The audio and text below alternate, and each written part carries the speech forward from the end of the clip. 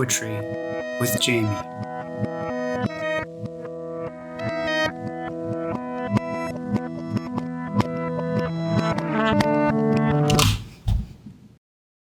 I thought of ships of armies hanging on. I've practiced death for so long and I still have not learned it. And tonight I came in and my goldfish was not in his bowl. He had leaped for reasons of his own. I had changed the water. It might have been a fly. And he was now on the rug with black spots upon his golden body. And he was still and he was stiff, but I put him back in the water. Some sound told me to do this. And I seemed to see the gills move. A large air bubble formed, but the body was still stiff, but miraculously it did not float flat. The tail part was down in the water, and I thought of ships of armies hanging on.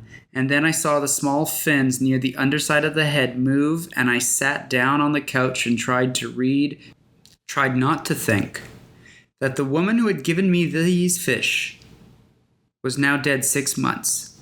The world going on past living things, now no longer living, and the other fish had died. He had overeaten. He had eaten his meal and most of the meal of the small one, and now the woman was gone, and the small one was stiff, and an hour later, when I got up, he floated flat and finished.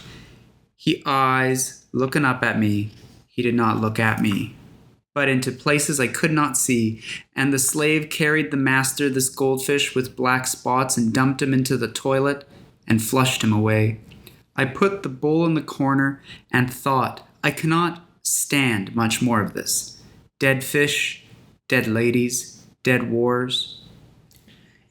It does seem a miracle to see anybody alive, and now somebody on the radio is playing a guitar very slowly, and I think, yes, he too, his fingers, his hands, his mind, and his music goes on, but it is very still.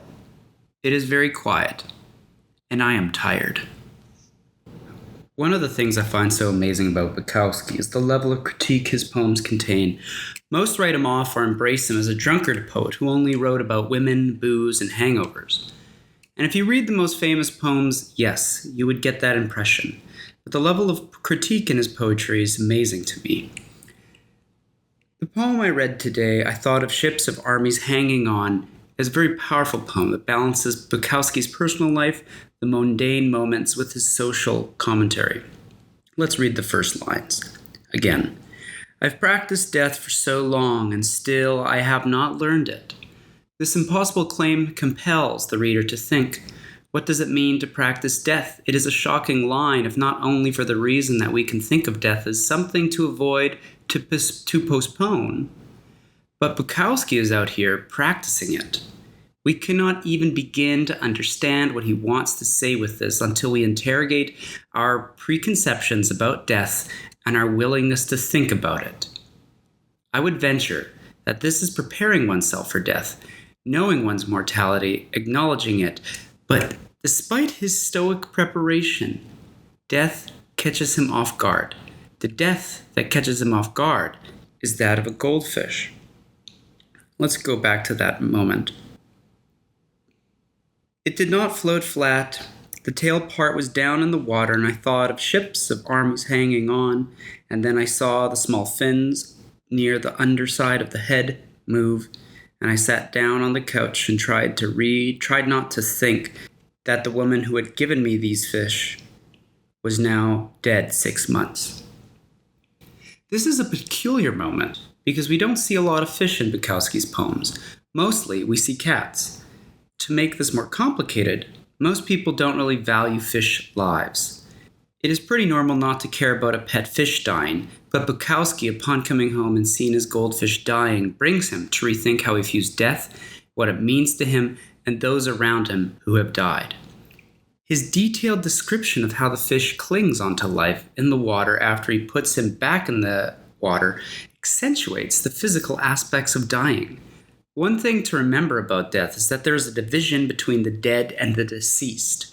Martin Heidegger writes about this in his seminal book, Being and Time. For Heidegger, dead is the body that is left behind, the non-living organic matter that remains in the world. The deceased is the life that leaves the body.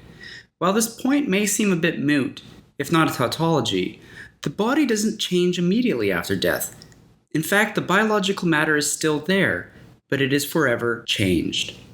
And the two descriptions of the goldfish dying, first not floating flat and then floating flat, serve to show of what death takes and what absence looks like.